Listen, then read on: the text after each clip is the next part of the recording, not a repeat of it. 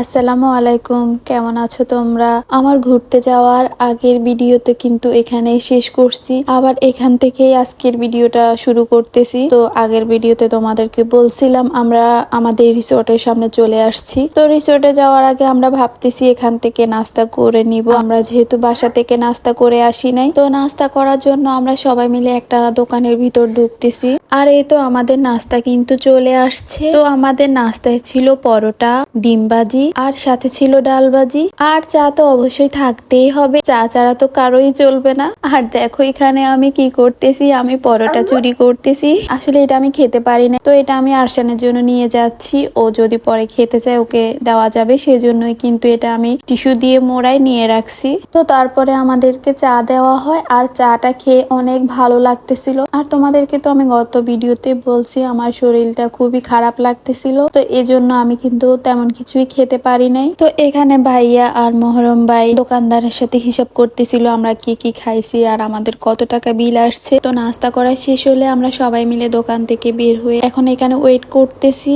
যাওয়ার জন্য।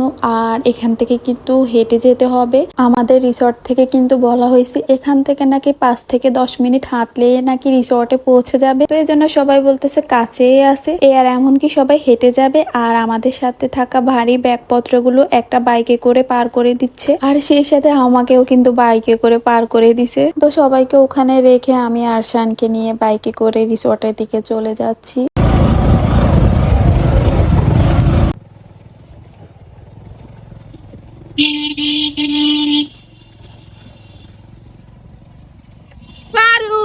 Bye bye, tata.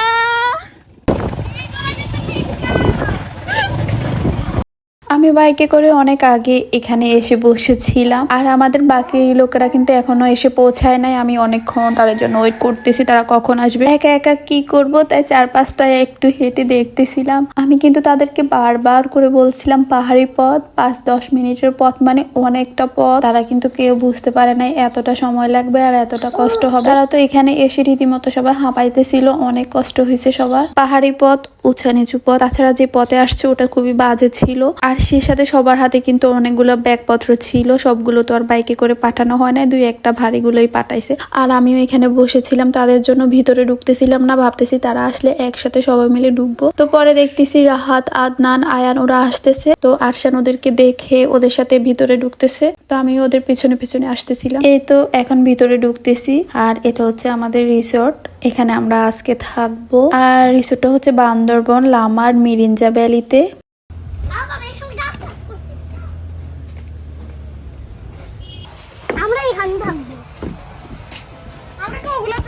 হ্যাঁ ওগুলাতে থাকবো আমরা।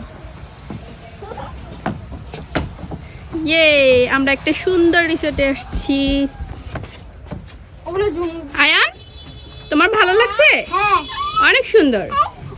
BBQ corner, barbecue. হ্যাঁ আমরা রাতে এখানে আসবো। বারবিকিউ কর্নার, রাতে বারবিকিউ। চলে এসেছে আমাদের ডঙ্গি কুলা, ঢঙ্গি ঢঙ্গি ঢঙ্গি। হাই ফরবি তো টাঙ্গা টাঙ্গা টাঙ্গা টাঙ্গা লে লে বল।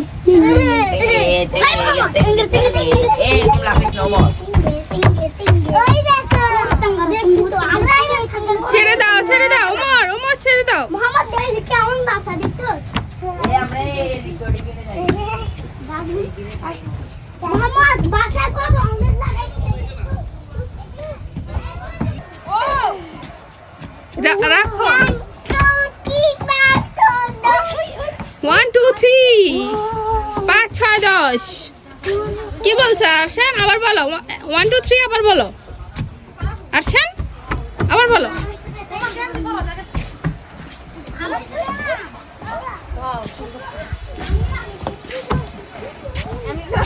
ভাবি এনাকে কি অবস্থা হয়েছে হাঁটতে?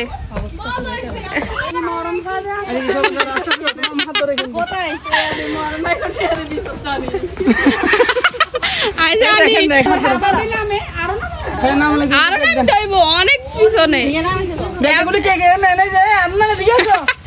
ভাই এখানে সবাই মিলে আমরা হাসাহাসি করতেছিলাম তাদের হাঁটার জার্নি নিয়ে, মানে তারা যে হেঁটে আসছে তাদের কি রকম অবস্থা হয়েছে তো সেটাই বলতেছিল। আর মহরম ভাই বলতেছিল টাকা দিয়ে নাকি মরণের টিকিট কাটিয়ে আনছে, তো এটা নিয়ে আমরা হাসতেছিলাম।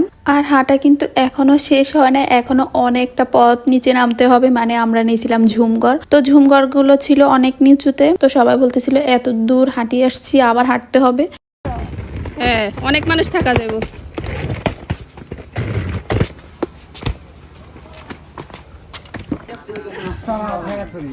ভাইয়া এটা আমাদের, ভাইয়া এটা আমাদের। ও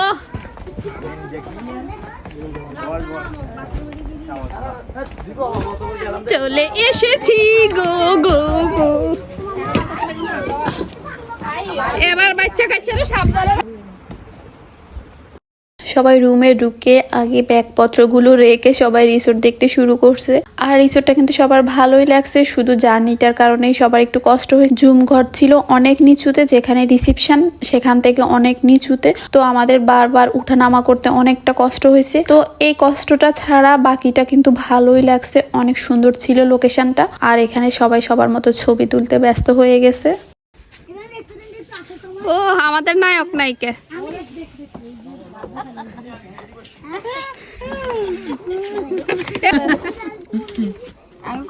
দেখি আমাদের জুম ঘরটা কেমন।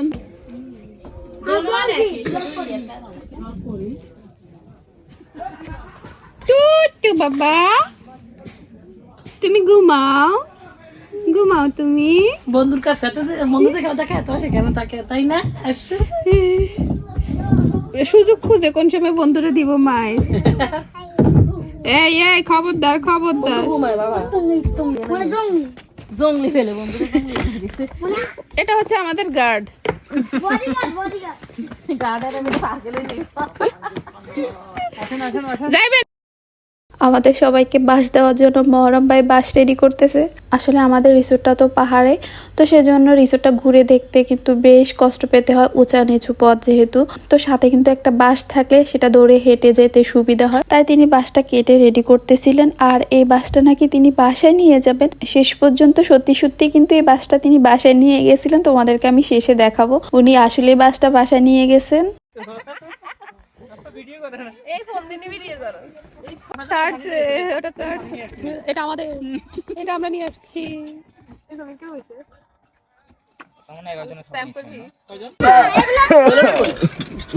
বসো সবাই বসো। তো আমাদের রিসোর্ট থেকে আমাদের জন্য দুপুরের খাবার পাঠাইছে। তো দুপুরের মেনু ছিল ভাত, ডাল, ডিম সিদ্ধ, আলু ভর্তা আর সাথে ছিল চিকেন। চলে মানে এদের ডালে বলে জোর মিল মোহাম্মত আইরে বরকত করবা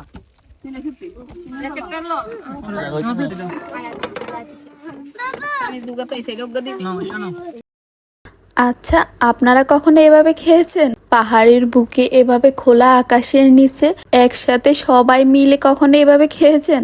কি খান নাই এখনো? আরে দেরি করতেছেন কেন? তাহলে চলে আসুন পাহাড়ে।